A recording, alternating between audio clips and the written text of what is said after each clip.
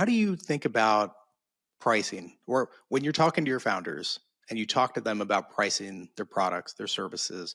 How do you go about that? From a Danaher background, the perspective might be you'd be surprised what people are willing to pay, but on the other hand, I find founders are usually pretty reticent to price with confidence. What's your perspective and general advice when you're talking to founders on pricing? I mean, it's helpful to start with the framework.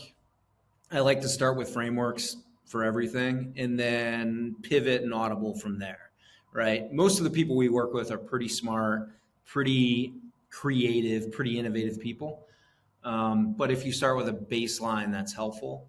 So if I think about pricing, like the first branch of pricing is, do you have a service-based or a custom product, like a small number of customers, but high variability? Or do you have low variability of product, lots of customers that lends itself more to product-based businesses instead of service? So that's kind of the first branch. If we take the product branch further, there's three ways to price, right? There's cost plus, there's pricing based on comps, and there's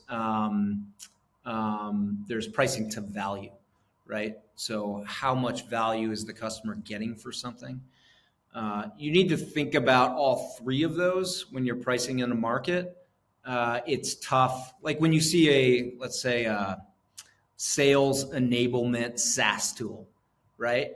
You see a million of these. It's CRMs and Gong and whatever.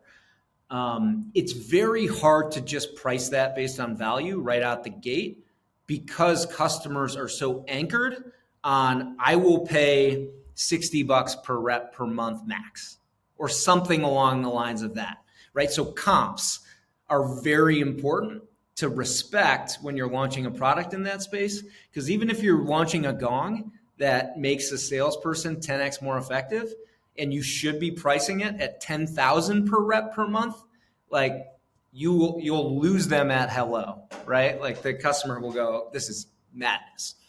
And so you need a healthy respect for like cost plus, comps, and value add. And then as you earn more respect and success with a customer over time and your brand equity increases, you can leverage your pricing scheme to greater effect over time.